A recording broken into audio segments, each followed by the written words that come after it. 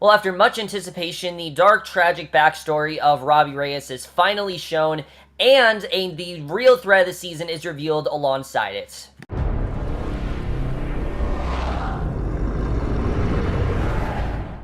Hey guys, time for S.H.I.E.L.D, Season 4, Episode 6, The Good Samaritan. I was definitely looking forward to this episode. I've really been enjoying the season so far, but particularly this episode, I was most looking forward to, probably the most out of all season, because the fact that I knew that we were finally going to get Robbie's past explored, and I think, arguably, Robbie is the best part of this season. I think Gabriel Luna has absolutely killed it as his character, and I was really looking forward to seeing an all Ghost Rider-centric episode, and I got all of that and more. This was an incredible episode overall. I thought we had so many great reveals here between us finding out what's really going on with Robbie, as well as some great reveals towards the end, and really just a lot of unpredictability. I really don't know where we're going to go from here, but let's just get into this episode because I really do want to talk about where I think we're headed from here because I honestly don't really know.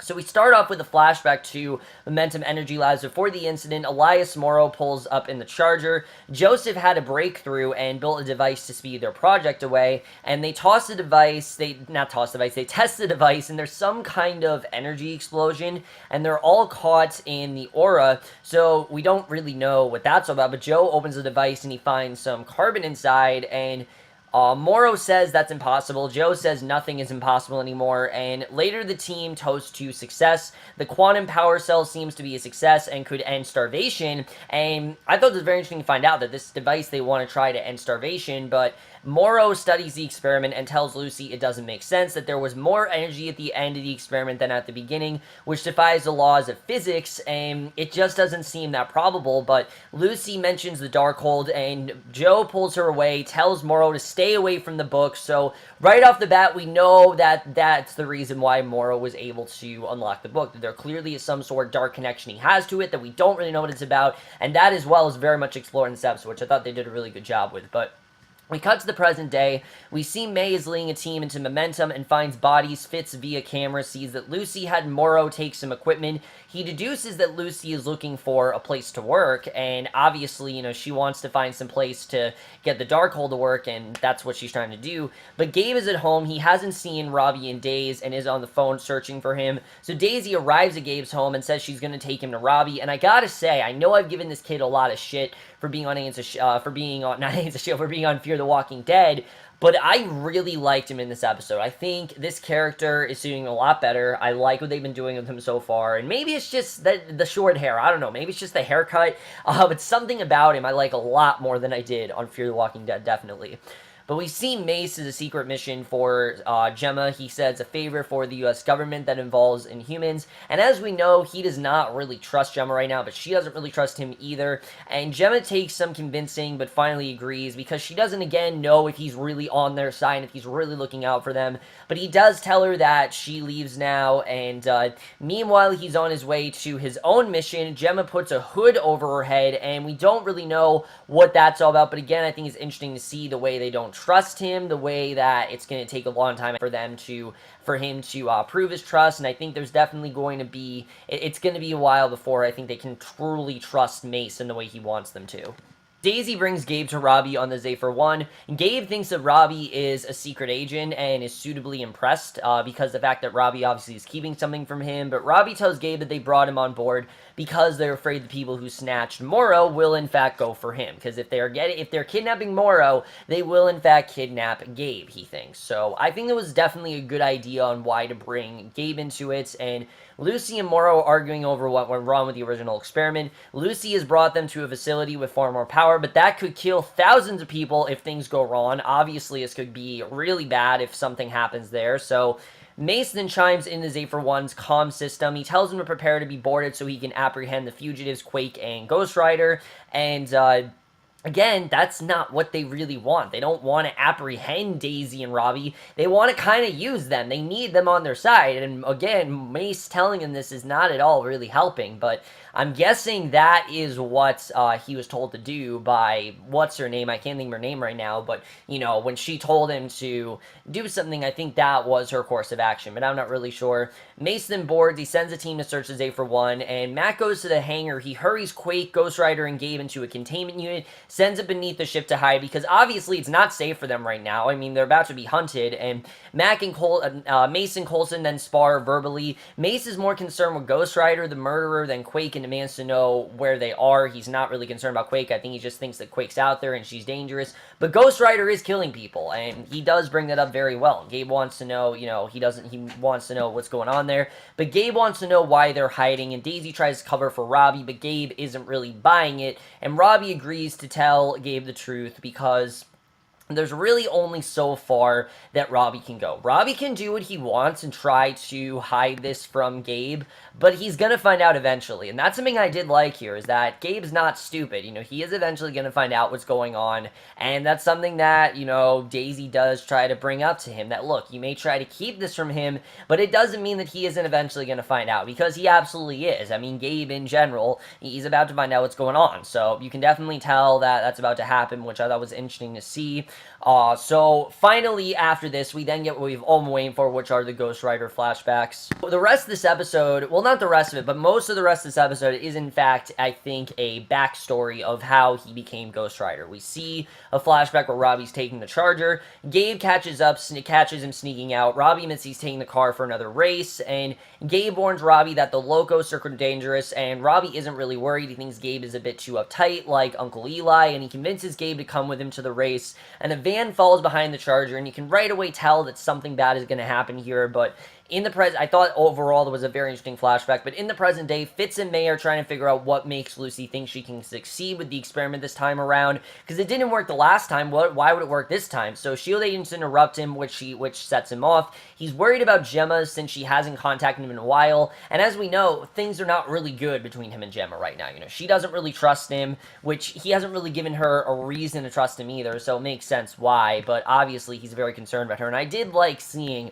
that he does still care about her, which I like seeing there, but we see Robbie still blames himself for Gabe ending up in a wheelchair. He says he should never have brought Gabe along, and we flash back to Robbie and Gabe heading towards the race. Robbie explains the physics of racing to Gabe, and Gabe wonders why Robbie doesn't just go back to school to become an engineer, but Robbie values his freedom too much, because, he doesn't go to school, and the van that was following them stops in front of them. Someone gets out of the van, they throw a Molotov cocktail at the Charger's windshield, which that was a pretty crazy scene, but, Robbie then drives away. He tries to escape, but another car pulls up beside them, fires a gun through the window, and the bullets then end up hitting Robbie and Gabe, and the car flips several times, finally landing upside down, and this entire scene, I think, was so well done. Even though we know the impact of the scene, just seeing it happen before our eyes, knowing what Robbie and Gabe went through, knowing what Robbie did, I just thought it was so impactful, and Gabe remembers not being able to move, and seeing Robbie's lifeless body thrown from the car,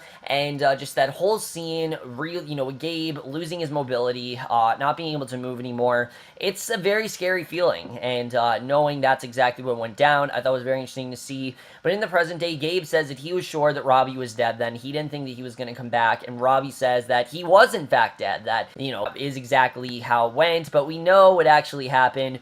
But Fitz then needs some access to the redacted SSR files about iodine energy, which of course is from Agent Carter Season 2, and I thought this was interesting. We're introduced to Zero Matter again, and the fact that we were introduced to this in Agent Carter, now it's playing a role in Agents of S.H.I.E.L.D., is not really something I thought of at the time, but yeah, it makes sense. I mean, that was back in 1940, yes, but it doesn't mean that it's not still out there, and Coulson's tied up with the director, so he finds Mac instead.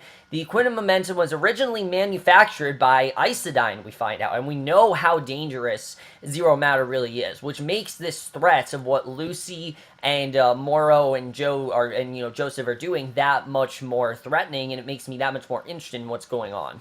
So Gabe doesn't really believe Robbie initially, it just seems too ridiculous to believe, but he does remember the Good Samaritan, a man who pulled up on a motorcycle and dragged Gabe from the wreckage, or at least that's what he thinks he was. And after saving Gabe, he walked over to Robbie, bent down to check on Robbie, who started moving, and Robbie tells him that's not the whole story, and he tells Robbie, he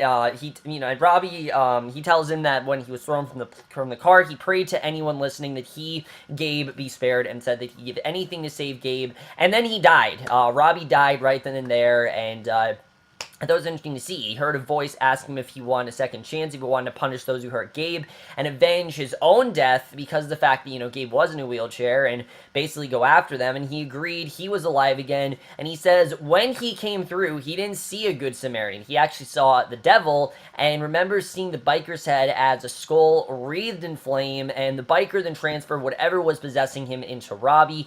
So this is very interesting to see. We don't know who this was, who this other biker could have been, who went into Robbie. I don't know if this is really relevant, if that really matters, but just seeing that whole scene with the devil basically transferring his soul into Robbie, making Robbie the Ghost Rider, I thought was very interesting to see. But Gabe realizes that that makes Robbie the Ghost Rider. He assumes that Robbie killed all of the Locos, but Robbie tries to explain that it wasn't him, but the thing inside of him. That is starting to get harder and harder to control, as we know. So Robbie says the Locos got what they deserved, but Gabe refused to just let Robbie put their blood on his hands. He just doesn't think it's a good idea for him to do that. And you get where Gabe is coming from. Like, honestly, I get where Gabe is coming from with this. I get why he's genuinely upset with Robbie. What Robbie did is not something to, it's not really something to be taken lightly. It is obviously a very serious matter. He did kill a bunch of people, and I can totally understand why Gabe is not really on Robbie's side right now. I totally understand that. But Mace and Coulson go to the hangar. Mace finds the charger. He realizes where they've hidden Robbie and Daisy, and he elevates the containment unit back up. Fitz arrives to ask for access to the SSR files that will lead them to Lucy, but Mace intercepts, and Mace tells Robbie he'll get a fair trial and demands that they turn around and return to headquarters, and Fitz and Coulson try to explain the danger that Lucy represents, that Lucy, of course, is the real danger, but Mace is no longer being friendly, we see. And again, Mace is not really on their side right now. Robbie tries to break out of the containment unit. He transforms into Ghost Rider, busts down the door. Such a badass scene. I love the way that was done, but he lunges at Mace. He dodges and tosses him. The two fight, and he begins pounding on Mace, and Coulson tries to talk him down, but he doesn't listen, and Gabe calls to Robbie, and Ghost Rider yields and transforms back, and I like the way that Gabe is actually the one to subdue him. I thought it was going to be Daisy, and they were going to do this ridiculous thing with Daisy, but I like that it was Gabe that was the one to break him out of this. And Gabe, you can tell, is very disappointed in Robbie. Again, he doesn't fully understand why Robbie is Ghost Rider. He doesn't know why Robbie took this deal, and he's just disappointed in his brother. He never really thought he would resort to such a life. And again, that relation between the two brothers I found very compelling, and I think that really added to how great this episode really was.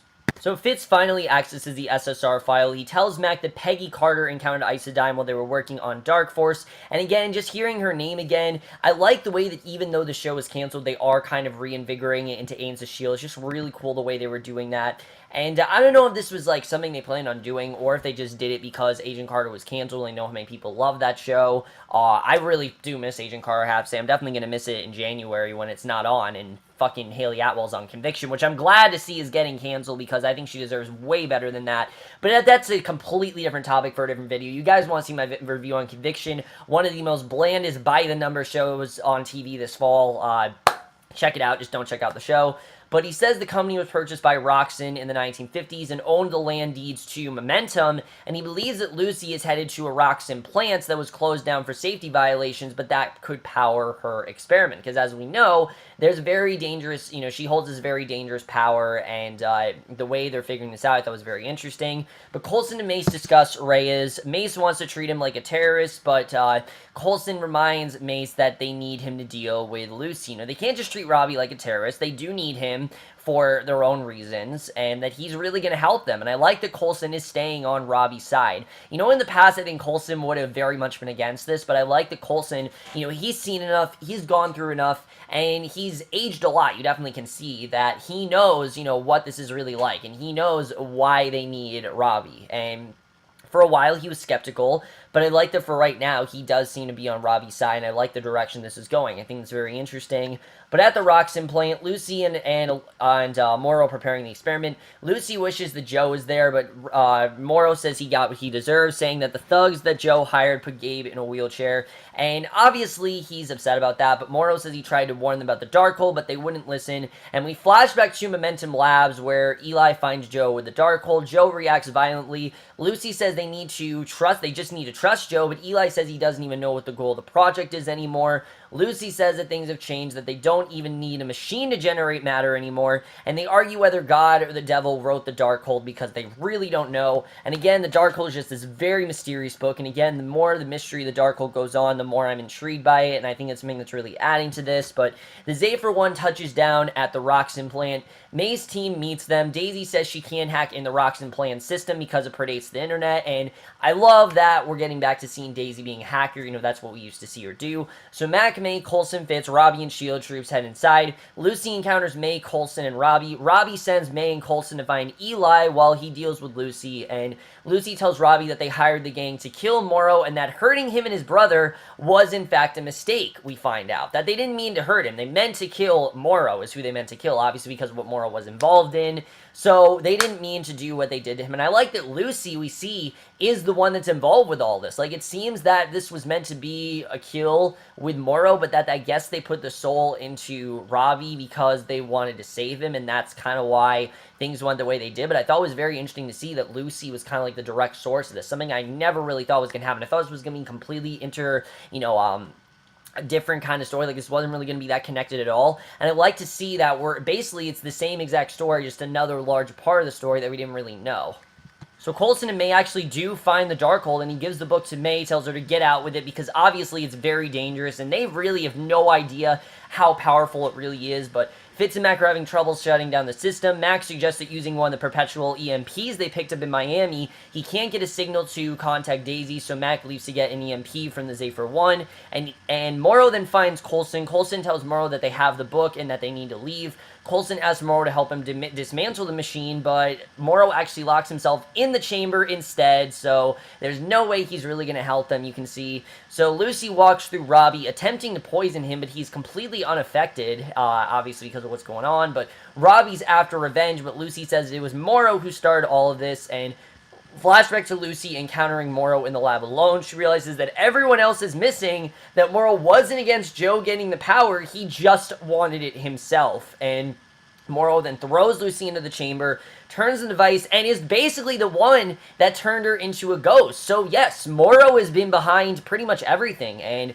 we see Ghost Rider burns Lucy away. Mac arrives back at the Zephyr 1. Coulson realizes that Eli has been behind everything, that he didn't beat up Joseph as payback, but because he wanted the Darkhold. He wanted this all to himself, and the machine starts powering up. Coulson tries to dismantle it, but it goes off with Morrow inside, and Coulson, Fitz, and Robbie are caught into the blast, so that's 3 members of the team down, and Morrow then emerges from the chamber and is now able to create matter on his own, and that is the way the episode ends.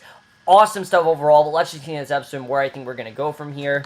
So, wow, really, I mean, what a revealing episode this really was. Not only did we get, Robbie's backstory here, found out what happened to Gabe, but now we know that Lucy hasn't really been the villain in all this. She basically was just a victim, just like Robbie, and that the only reason that Robbie has turned out this way is basically because of Morrow. Morrow has won the Darkhold all to himself. He's clearly wanted all the power, and he turned Lucy into this ghost, basically, I guess, to make sure that it was working, and that's how she became a ghost and everything. But this really does change everything. Now we know why Robbie has such disdain for Morrow, and we've always known that Morrow was a criminal and things like that, but I really didn't think that Morrow was going to end up being the villain of the season, but I really do like the direction this is headed.